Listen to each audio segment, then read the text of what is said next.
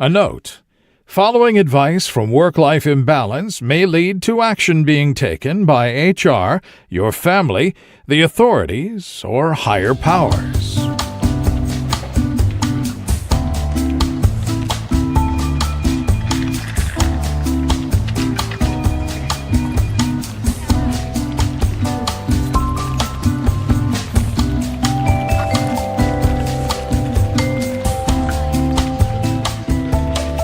Welcome to Work-Life Imbalance, an advice show focusing on workplace and lifestyle issues.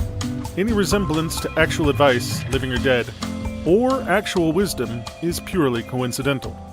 I'm your monstrous manager, Frank Eastman. And I'm your lovable office companion, Derek Lewis. First up, time for the daily stand-up, Derek. It's time for Work-Life Imbalance. Oh, we've got a jingle. I like it. Yeah. I may have practiced before we started. Don't give away all of your secrets, Derek. I'm not going to say it's going to stick, but who knows? That could be our next big thing. Maybe we'll get such an amazing response from the people that listen that that's our new jingle. I would hate for it to replace the intro because it's kind of been one of my favorite things about our podcast is our intro music. So, I mean, I kind of envisioned our intro music to be as it is, but I'm not going to deny what the people want, Derek.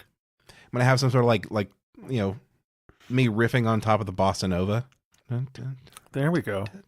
I'm a mercenary, Derek. If the people tell me what they want, I will deliver it to them. We will give the people what the fuck they want. Oh, God. All right, what you got for the daily stand-up? So today, Derek, I would like to discuss Plumb-ageddon 2019. Uh-oh. Yep, plumbing problems, Derek. Plumbing problems. You just couldn't get enough of the devil's ichor. I couldn't get enough of the devil's ichor. No, not at all. So we had a bit of a backup in the upstairs bathrooms, which is never pleasant and not anything I want to deal with. Yeah, it in no way is saying that you have a bathroom backup ever going to be good. Like, it's either going to be a plumbing problem or a plumbing problem. Yeah. Neither one's a good look. One can be helped by enzymes sometimes, I guess, if you pour them down the drain correctly. Pour them down what, Frank? Exactly, Derek. So this we time go again. The last time we did this, it was nothing but like dick and goo jokes. So I hope that you're ready. I it's something about plumbing that just kind of brings that noise. But this time, like, given the things that were going on, the sounds, Derek, that were emanating, the sounds, the smells from various drains, and the substances, I was like, this is a job not for me, and possibly not for an old priest and a young priest. We're going to need the professional. Man, you just skipped the clergy and went right to the Roto-Rooter. Yeah, Jean Reno with a little plumber's outfit showed up.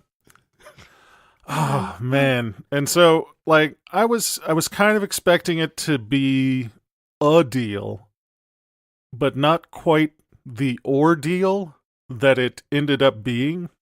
Right. So this guy gets in there and he's like running taps and looking at things and investigating sounds, and finally he's like, I don't really want to do this, but I'm fairly certain that we're gonna have to remove the toilet. Uh-oh. And I'm like, oh no. That sounds bad. Is it like pulling a rotten tooth? Are we getting a cap, or what's going on? So the guy's like, it's more expensive, but it's not that big of a deal. So let me go get my tools. So I'm like, okay, that's cool. I'm working from home today because I had a feeling, the plumber gives you a window. Is that why you left the parking lot in like burning rubber as I was pulling in? Yes, Derek. I had to get home so that they could fix the throne room. Oh my God. I was wondering because like I know I came in a little bit late, but like you were just like peeling out of the parking lot. I was like either like the plumber called or the plumber didn't do the right thing and now the house has exploded. And I was hoping it was the first, but honestly I expected the second. Yeah, no, I mean my luck suggests that it was probably going to be the second, but no, that was I was hightailing it, hell bent for leather because the plumber called and I didn't want to give them any excuse to cancel. Right. But so the guy's like, yeah, I'm going to have to go get my tools and I'm going to take the toilet off. And I was like, all right, cool. I'll be, in here working. Just let me know if you need anything or if there's anything going on. Well, he's in there and I can hear like some clanking and then some silence and then some clanking and then some cursing. And then like I can hear him go down the stairs and go outside and then he comes back in dragging a whole bunch of stuff and I almost like I was busy writing an email so I didn't get up. And then I just hear power tools from another room. Like, oh no. it was like Foley work for a TV show going on the next room over. Exactly, just and stuff like that. And I'm like, that is vibrating the whole damn house. What? So what the fuck was he doing? What the hell? So I go in there and apparently that toilet has never been removed. Like the entire time I've owned the house, I've never had a problem with that one. And I mean, as I would assume most toilets are. Like, Derek, I've never been in a home. I've never been in a home that has had a toilet removed. And I thought that was like a good thing. I thought that was mean we're doing okay. Nope. I think you got to take them off pretty regularly. Get in there. Freshen up all the fittings. I am not getting anywhere in there. Like no. It turns out that since it had never been removed and over time there'd been a lot of water in various areas for various reasons. Oh, so like rust and things like that? All the bolts had completely rusted solid. And so I come in there and dude has got a Sawzall just this old house demoing my fucking toilet. Oh my God. Just going to town on it. Holy shit, your entire toilet? Just the bolts? Just the bolts. But like I just come in and there's a guy with, protective goggles on and a Sawzall and he's going to town on my toilet and I'm like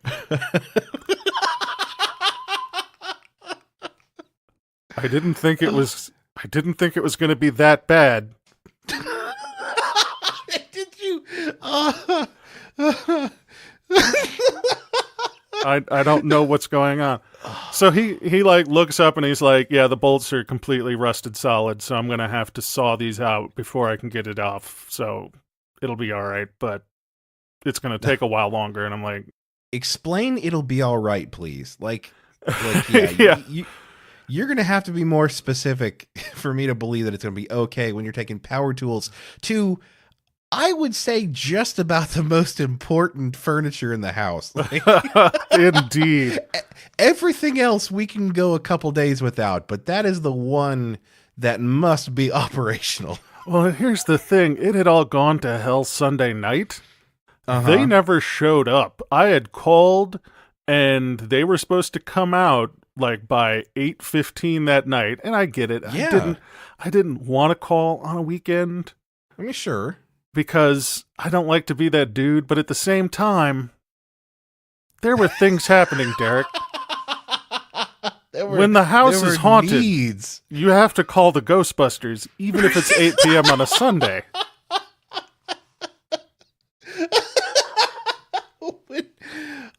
And these Oh, fuckers just didn't show up. Like, not a call, nothing. And then finally, like an hour and a half after the window was passed, like there was a manager that called, and he was a little upset. He was like, "Has anybody gotten a hold of you?" And I'm like, "Nope." And you know, he let me know that they were running terribly behind, and we should probably reschedule for the next day. And I'm like, "Yeah, that's." I gathered.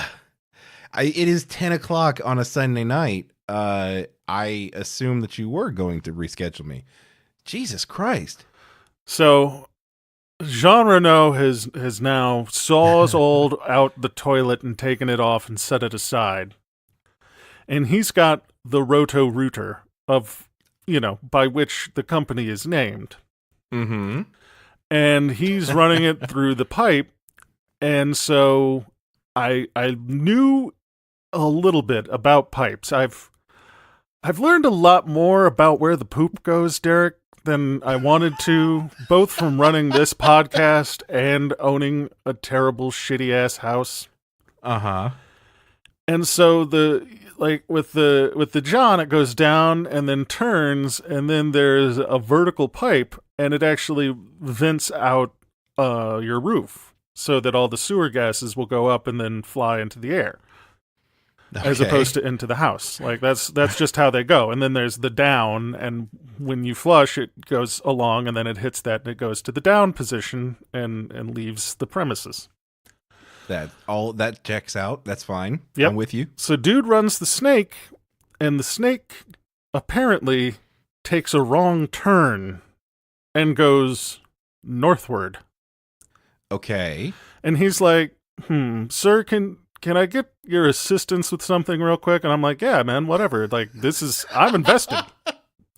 Man, you are way more like amicable and raring to go than I would have been. I would have made him describe what he needed help with first. Like, I should have. Absolutely. I should have. Which I'll get to in a moment. But you got to understand, Derek, we've been without the bathroom facilities. You were really hankering for a turlet. And like, you can only go and use the KFC toilet so many times before they make you buy something. Exactly. I'm on a low carb diet, Derek. They got nothing for you there. So he's like, can you go out and check this pipe? And if you hear like metal on metal banging, or if the auger comes out of the pipe, can you let me know? And I'm like, sure. So here I am standing on my back porch looking at a pipe that's on my roof, not terribly far away, to be honest. Uh-huh. It's maybe 12 feet in the air. Sure. So 6 feet above my head. And I'm sitting there watching it, and the devil's top appears into the light of day, spinning at high speed. And you know what happens when things spin at high speed, no. Derek? Oh no.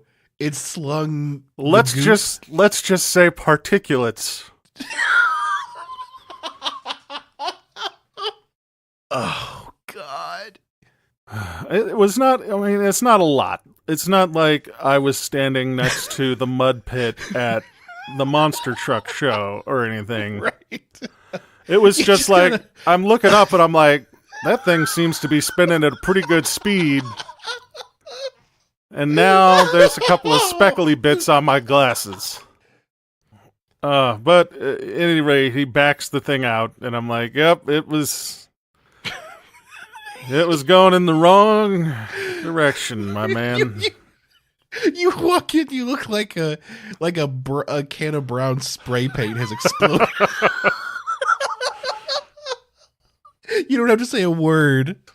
It wasn't that bad, but I was like, yeah, it comes out, man. It's going out the wrong way. So he feeds all the line back in and wiggles it around until it's going in the right direction.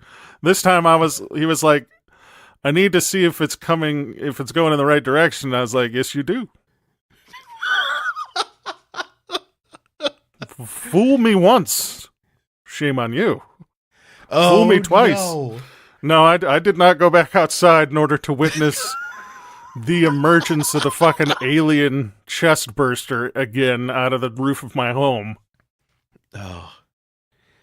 I mean, did he finally get it going in the right direction? Yeah, he got it going in the right direction, got everything cleaned out, and a lot of rust. That's the like, I've got an old house, and it's got old cast iron pipes that apparently have never been really well taken care of or anything.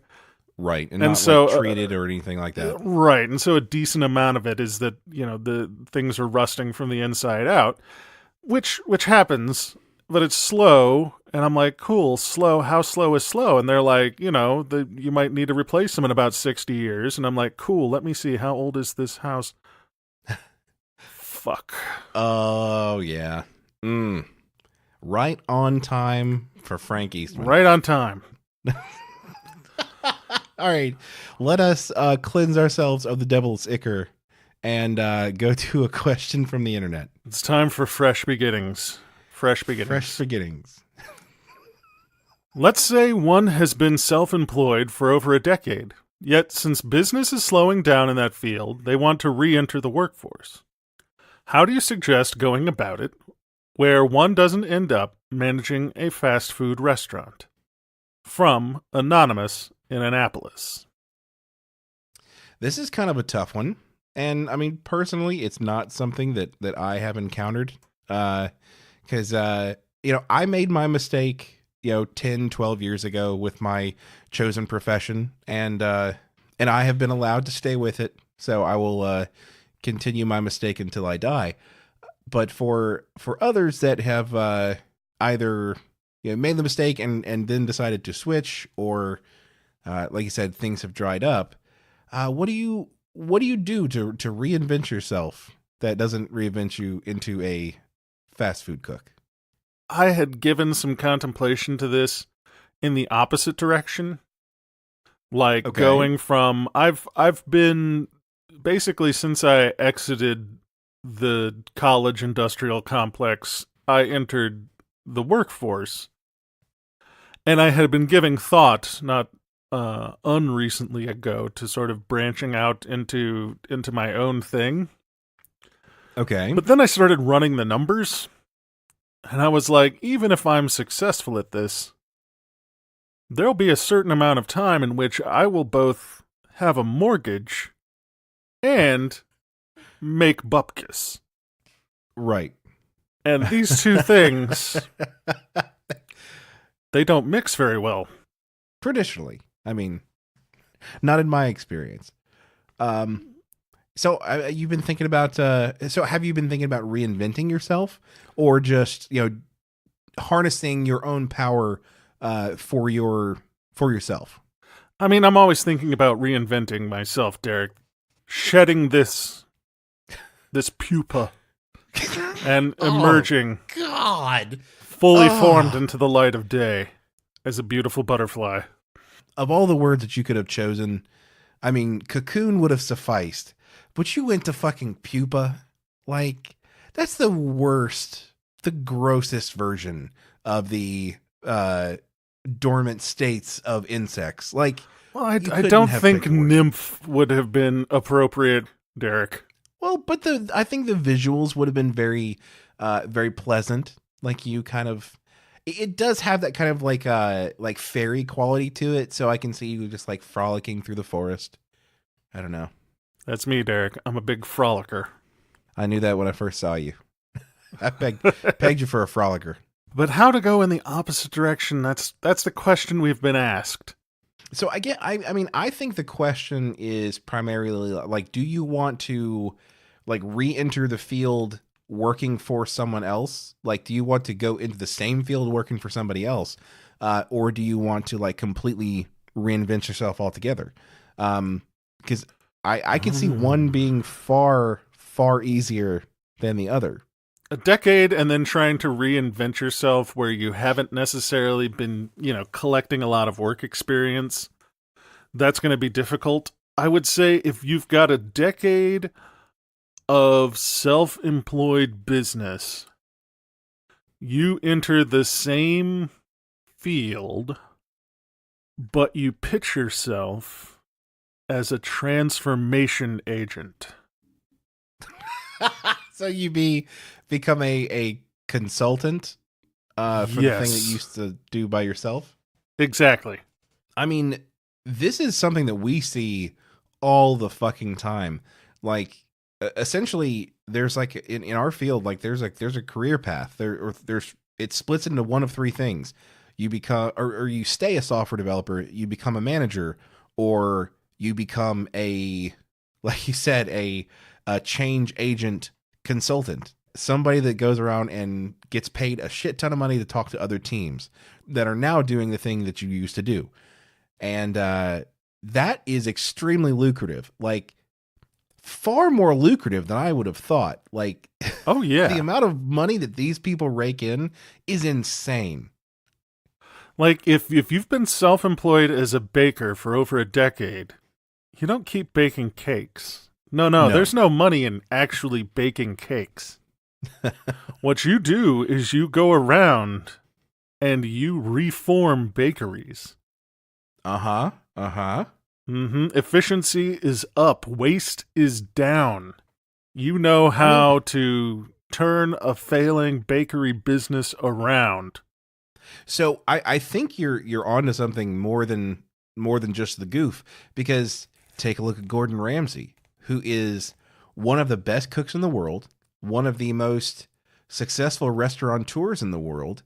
And what did he become? Like, he became somebody that goes kitchen to kitchen, like showing them how to fix their shit. He's also got, the competition shows and stuff like that, but primarily like, Kitchen from Hell or whatever that stuff was. He goes into a kitchen and tells them how fucked up it is and tells them how to unfuck it. And maybe he doesn't make a ton of money from like actually doing that service because he's so famous.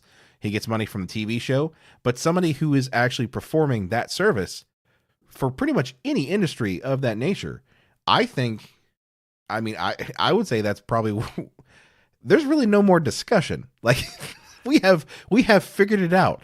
Figured it out.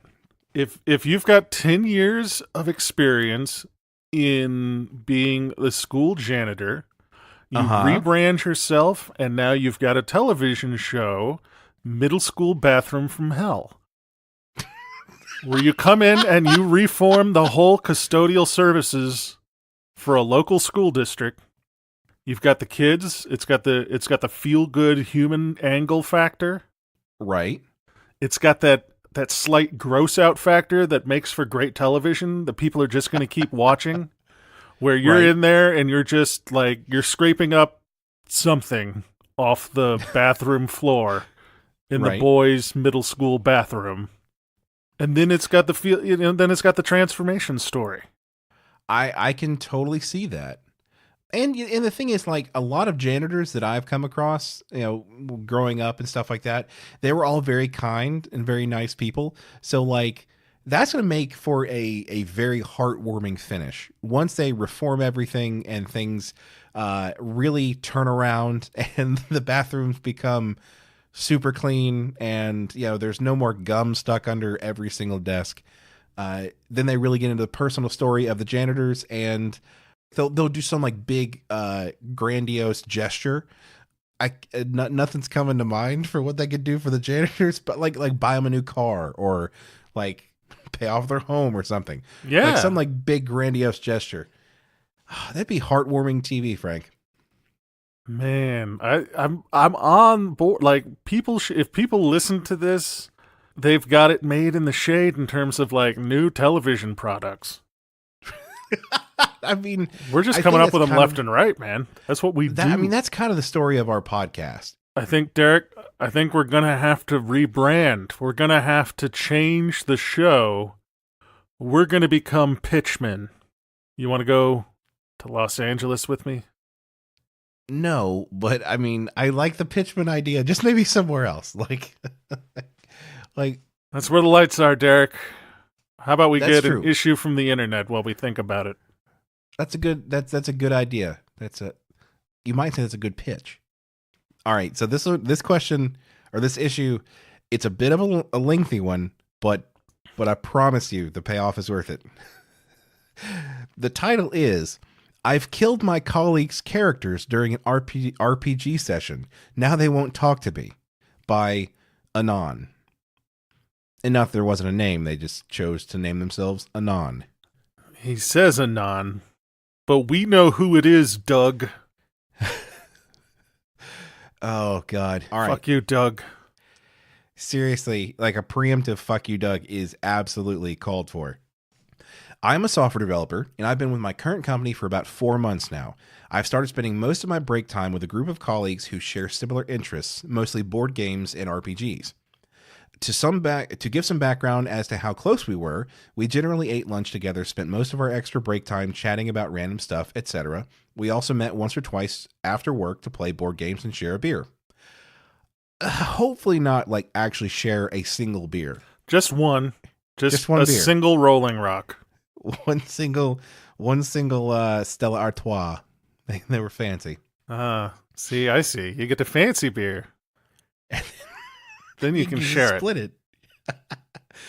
About 3 weeks ago, they started talking about their RPG, in parentheses, D&D session. And since they saw that I was clearly interested, I was invited to join them. To my knowledge, the campaign was about 3 sessions in, and I was one of 3 new people who would be joining for a total of 7 players. God damn, that's a lot of players. After about an hour spent creating our new characters, we started actually playing. After some generic role play and initial introduction, we were involved in a fight. We won the fight, but most of the party was severely injured, and 2 of the other 6 were actually unconscious. We were about to wrap up the session and get back to town, but I've stopped them because I was struck with a, in parentheses, not so brilliant idea. Since my character was chaotic evil, I've decided that I will now try to take advantage of this opportune moment and try to kill the remainder of the party for personal gain, since it was definitely something my character would do. After some initial confusion, I started fighting the rest of my party, and I win. At this point, I noticed while some of my friends were shocked and surprised by the situation, the rest were clearly disgusted, as this meant creating new characters, starting a new story, etc. Now, I understand if my colleagues didn't want to play D&D with me anymore because they didn't consider what I did fun or just didn't like it. However, I never expected them to almost completely exclude me from their group, and that's exactly what they did. The next couple of days, our group chat was absolutely silent. No big deal. I thought that simply nobody was in the mood. The problem is that I've noticed that all of them are still doing those things together, just without me. This leads me to believe they created a new group chat, excluding me. The situation seems surreal to me, as it was not my intention to upset anyone. I find it hard to believe that killing somebody's fictional character can lead to such a behavior, especially since they can roll back the entire campaign if they want to. Blackleaf, no. My guess is that they're trying to punish me for what I did. However, I find it childish. My question is, what would be the best way to repair my work relations with my colleagues after such an incident? So here's the thing. I invite someone over to my home, and they drop trow and shit in the middle of my couch. I am not childishly excluding them from any more parties at my place. Right. I'm just not inviting the guy who drops trow and shits on my couch. Right. Like, that's completely reasonable. Yeah, that is clearly action reaction. Like that is, I mean, so one of the things that he says is, I find it hard to believe that killing somebody's fictional character can lead to such behavior. No, that is complete bullshit. Like, these characters took not too long to create, but like it's a fictional world, fictional characters, people get attached to them. People get pissed if you kill them in like a multiplayer grudge match where you respawn. Like, if people get pissed about dying in that scenario, you don't think they're going to get like mad at something else that is permadeath like this? Like, you had to have known. Like, how could he be so oblivious as to not understand what he was doing? People get attached to characters, Derek. It happens. For instance, I still haven't forgiven Joss Whedon for that thing he did after the TV show I like. I'm not sure what you're talking about. I thought the TV show that we liked was it was just a TV show, and that was it. Exactly. There is nothing else after that. And that's how it's going to stay forever. Right. Because I dropped Joss from the goddamn group chat. After he went and done us dirty. So the thing that is just wild to me, other than him not thinking that they would be mad about this, is that he kind of fell into the trap of, chaotic evil / chaotic stupid, and or like my guy syndrome, where their whole character, their character doesn't have any actual agency. It's just they're chaotic evil, so they're just going to they're just going to go do stupid shit, like stupid evil shit. What I do? If I sit down with a group of new people, the first person to say, I'm rolling up a chaotic evil, and they get the Eve out, they have already been removed from the chat group and ejected from the room. I mean, is there any way to... I mean, can you play a chaotic evil character? Which, for those who may not play D&D, like there are 9 total orientations that you can be. That's a combination of lawful, neutral, chaotic, and good, neutral, evil. So there's like lawful good on the holiest end of the spectrum, the nerdiest, the most straight-laced is lawful good, and then you have that whole spectrum that ends with chaotic evil, which means that they aren't just out for personal gain. They aren't going to follow the laws, and they are strictly evil. That doesn't necessarily mean that they are going to kill everything they see. Like, is there any way to create a chaotic evil character that doesn't just kill everything? I don't want to say no, but here's the thing. If someone is with a group of people that they don't know and that's the direction they want to go in, they have already proven to me that they have both poor intent and bad decision-making skills. 100%. And not even joking. Like, you are absolutely right. Somebody to come into a new group and choose chaotic evil and all of the bullshit that is about to happen because of that decision, that is a bad choice from minute one. Like, you start off, I'm going to even go so far as to say chaotic neutral is a bad look. That's a bad choice. That's a no-no maneuver for your first group. Right. Like, the farthest in the wackadoodle direction that you can get is true neutral, perhaps, when you're starting off with a new group of people. Here, I'm putting that line in the sand. Right. You start with a new group, the weirdest you can get is true neutral. Everything's got to go from there. Not more chaotic and not more evil.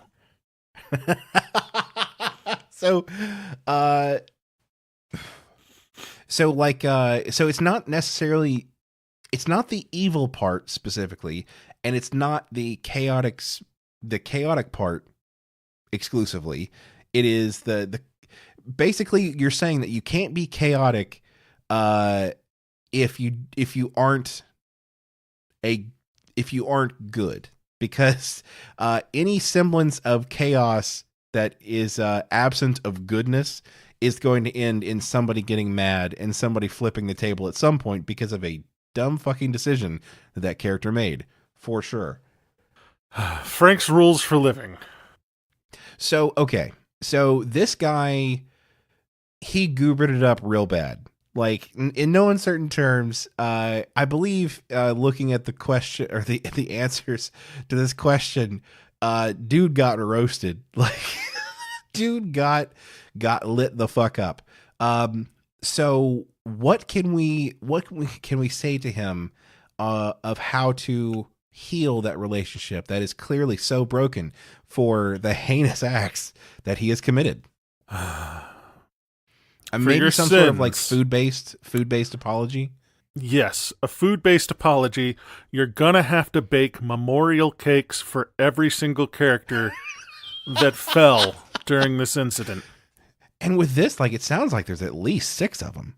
I mean, That's 6 cakes, not 6 layers on one cake. I was about to ask. You can't cheap ass out. Like, could it be 6 layers in a single cake? But you answered it, so it has to be 6 individual separate cakes. 6 individual, separate, fully decorated cakes. I know it's trendy to go for the naked cake with the sides that you can still see through the buttercream, but Nope, not that's in this lazy. instance. That's just laziness. You're saving yourself some time and icing. You butter that bastard, maybe even fondant. Like, you cover that bitch up. And so does it just say, like, I'm sorry, Feldenir, I'm sorry, Balthazar, like, or does he have to get even more descriptive than that? I think each one is going, like, the only way to do this tastefully is each cake is going to have to be a bust of the character. I mean, I think that is fitting. I think it's difficult. And honestly, not, I think that making somebody create a bust of the fallen character is perfectly acceptable, except for they've only been doing it for a few weeks. So I don't think that they had any professional drawings of the characters. Like, I mean, sometimes you got to work with your imagination, Derek. This is imagination space that we're playing in. So, I mean, to some extent it can be an interpretation, but it has to be good work. And right. Here's the thing, it's a penance. If the penance were easy, then everybody would just continue to sin in the ways that they have been sinning. No, this person is going to have to become a master baker and cake decorator. They're going to have to be able to win cake wars before they're allowed back at the table to roll them bones. I mean, in fact, like, going to, like, Cake Wars or like some sort of, UK Bake Off or American Bake Off, anything like that will be, pardon the pun, but that will be a cakewalk compared to the hell that they're being put through for this. But like you said, if you do the crime, you got to do the time. They have to give penance, and that's the only thing. And if their penance is not accepted, it doesn't matter. They still have to do it. So with that, you want to move on to another question? Let's. Boys. Mm-hmm. And to editorialize for a moment, it seems to be a thing that is starting to happen, people calling us boys. I don't know why. I like it. I like it. Boys. I just started a new software developer job, and they've given me a choice of new workstation. Mac, PC, or Linux. Which should I choose, and why? Bewildered and Ballard. I'm afraid that I'm going to make some enemies here. I really am, because I think choose the Mac. Mac or PC, I think you're fairly safe, but I will never and have never in my life been happy with a Linux distribution ever in my entire life. Like, whenever I had a Linux distribution, all I did was manage my Linux distribution. I was making sure that it didn't explode. And with other people, like, actually doing other things, like playing video games even on a Linux distribution, I have a great amount of envy, I guess. I'm very envious. So what I'm hearing from you, Derek, is that they should choose the Linux, because if they choose the Linux, that is demonstrating that they've got their shit together. It's either demonstrating it or at least giving the illusion of it. So what I'm hearing is Mac is like the slip-on boat shoes. Uh-huh. You pick the Mac and their slip-ons, and it's stylish, but there's not a lot of skill involved. Right. The PC, it's stylish. It's well with the Mac. It's stylish. It's comfortable, but you're not gonna do everything with it. now the PC is some trainers with Velcro. Oh, exactly. And the Linux, if you choose the Linux, that shows that you've got trainers and you can tie a big boy knot. I mean, I feel like Linux is like the 6-inch heel of distributions or of operating systems, because Alright. So there slip aren't on many people. trainer and then like queen/stripper boot. Absolutely. Or All like right. stilettos or something. Because they're beautiful. They're daunting. They cause lots of calf pain, and not many people can do it well. And it's a sign of pride if you're able to kind of wrangle them and do your other things, like a dancer who's wearing a ballet flat. That's cool if she's got skills, but like do the same thing in like a 6-inch stiletto, and like that's a whole new level of skill. You got the skill to do the thing, and you got the skill to do the thing in a stiletto. I feel that's kind of how it's like with the Linux distribution. But you're right. It is absolutely a power move. Like you come in and you say, give me the Linux one.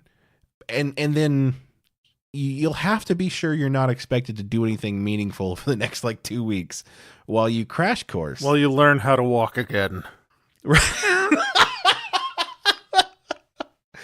And it will be hard, and you will fall, and you will cry. Now, is it endearingly vulnerable to choose the heel and then twist your ankle? Like, I read about a study that suggests that people actually like vulnerability in other people, which means I've been living my life incorrectly for the last 39 years. No, I don't think so. I don't think so. I think you still have it right. All right, because I was going to wear a midriff shirt so that everybody could see the flashing red thing in the center of my belly. I mean, the strategy guide has been out for many months now, so I don't think they needed the belly shirt to see it, but everybody knows it's there. It's fine. If you hit me there, like my pants fall down. That's it? Yeah. I figured then within- you can get a good combo in.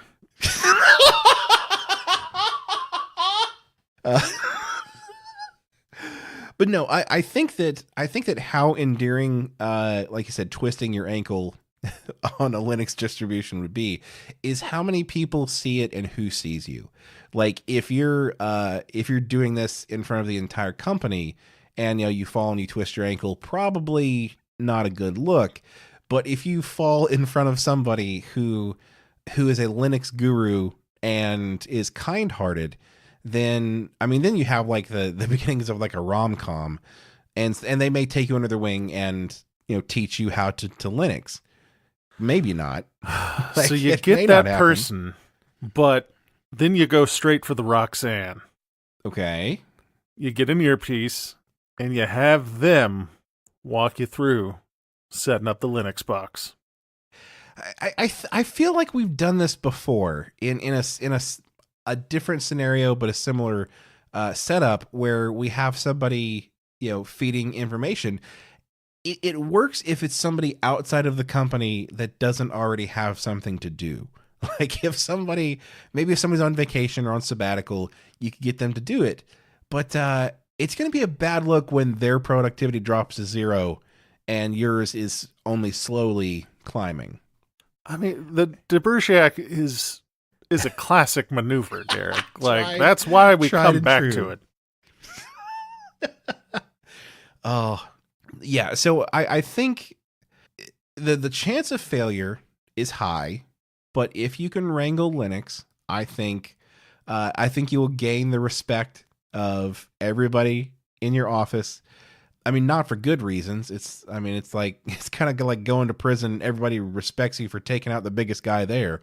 Like it's a begrudging respect, I guess. It's a respect out of fear. So you're not going to get love for the Linux respect.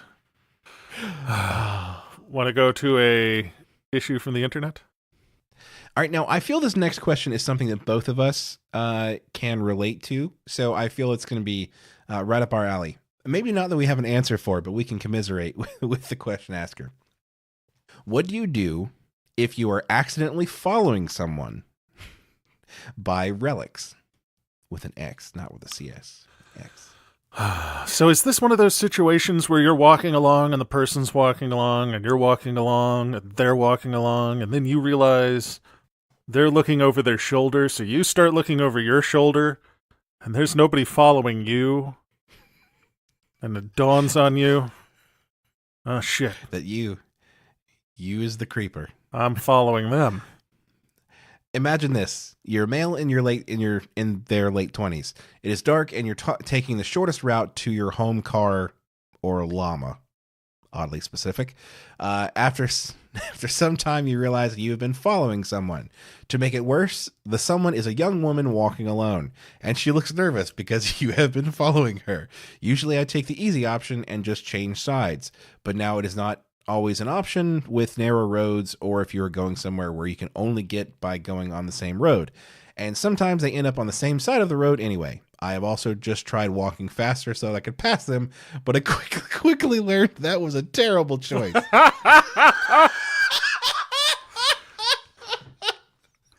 How can I get where I'm going without scaring people in front of me who might think that I'm following them? I see a flaw in your cunning plan by speeding up. Because then they speed up, and then you speed up again, and then they speed up, and then you're getting arrested. Or at the very least, you're both just sprinting, which is never good. Like I've rarely been running and thought it's good that I'm doing this. Like I'm either running from something or trying to catch something or trying to get healthy. In any case, I'm not happy that I'm doing it. But no, I feel this is something we can both relate to this. It's 2019, and I think you're gonna have to lean in. Okay. Proceed carefully. Just go ahead, get yourself a sneaky theme song, and then begin singing it loudly to yourself.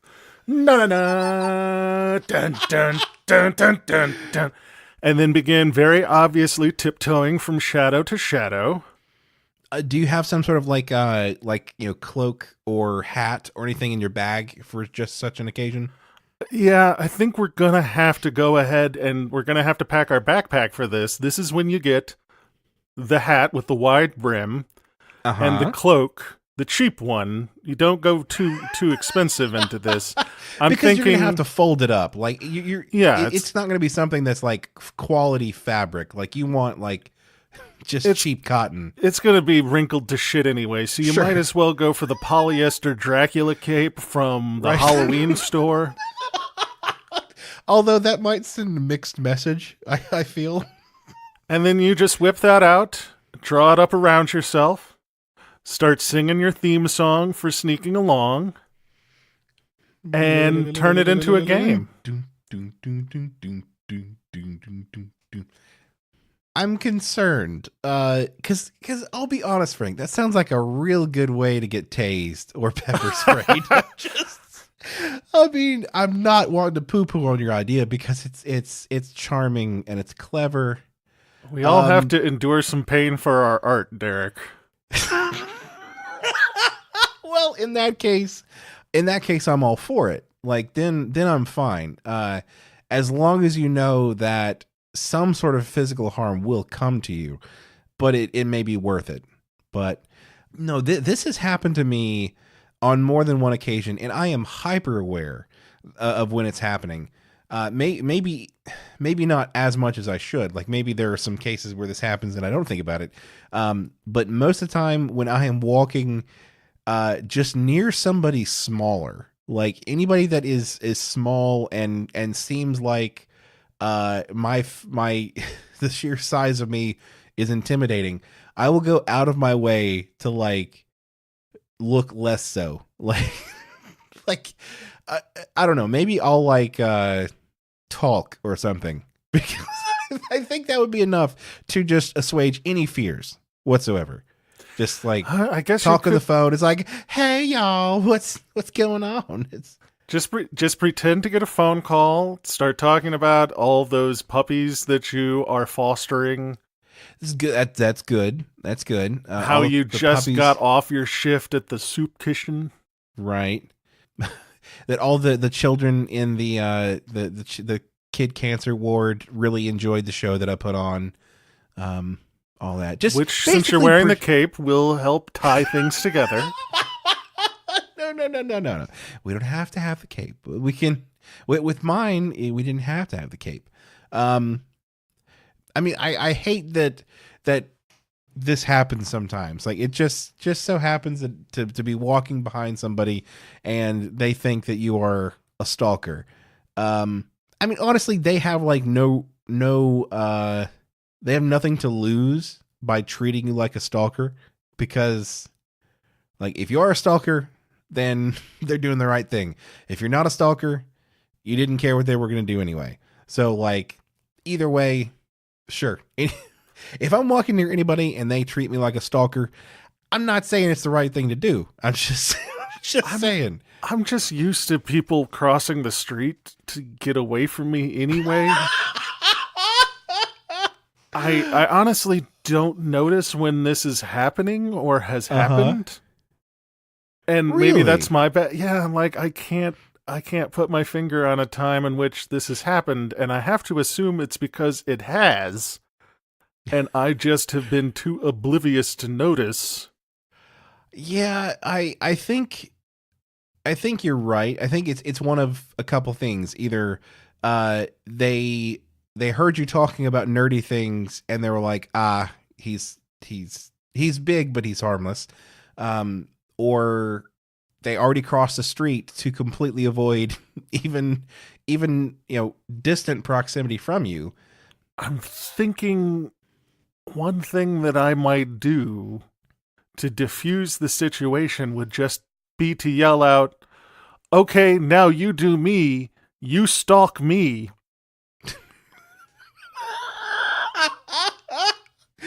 So it's like an impromptu game of like slow tag. Yeah, Some and sort. then they can start creepily following me, and I'll just keep looking over my shoulder.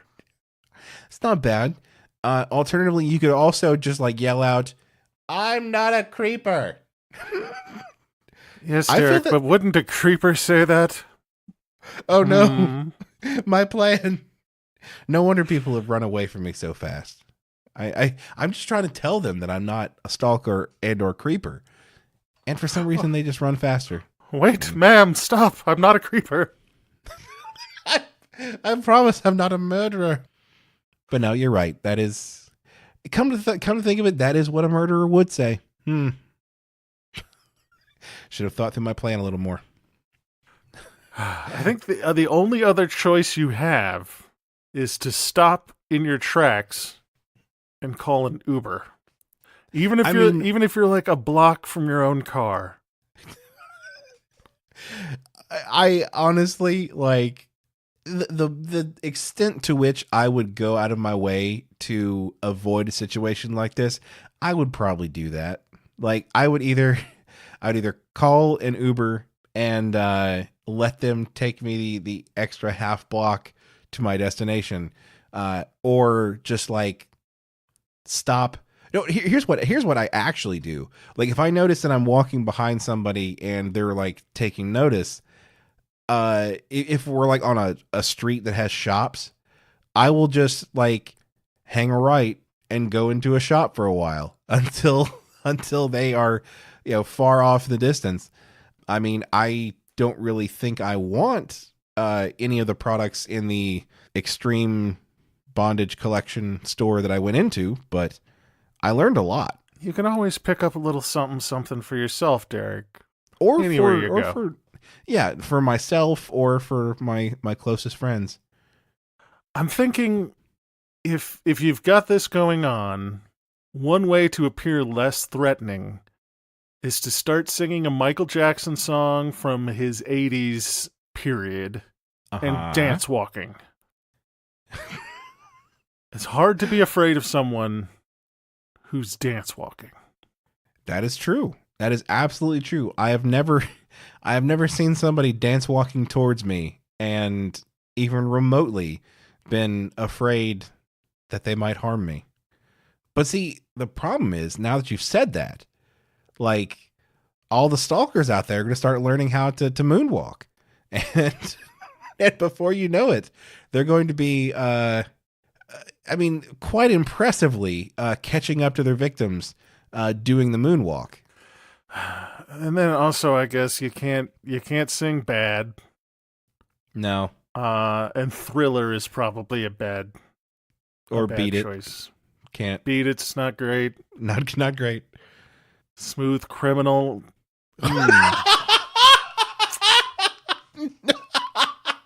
We might have to workshop this plan a bit, Derek. That one may be the worst. Like, oh, Want to punch the clock? yes. Oh my God.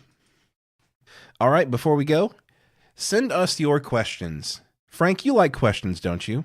I love questions, Derek. You hear that, listeners? Frank loves questions, and I love questions too. So if you have any questions that you would like to answer, or you would like us to answer on air, send them to questions@WLIcast.com. That would be so swell. It would be peachy keen. Peachy fucking keen. Make sure to visit WLIcast.com to check out all the links to all of our social media, our Patreon, merch store, and anything else you can think of that is work-life imbalance related. To all of our wonderful patrons on Patreon, thank you for being a part of the team and for supporting us. We appreciate it so much.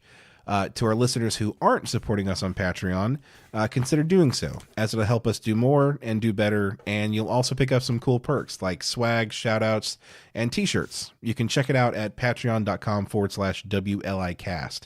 And guys, please do us a favor and tell someone you know about the show. Getting more listeners and growing our reach will only mean good things, so do your part and spread the word. This has been the Work-Life Imbalance Podcast. I'm Frank Eastman. I'm Derek Lewis. Dun-dun-dun. And with that, I think we're going to have to transfer you. I mean, every time I go to the grocery store, I'm singing that the whole time. People look at me really funny when I'm up against like the wall of watermelons, just like my back against it, arms outstretched, trying to make myself as small as possible. Just doing the Kronk from Emperor's New Groove.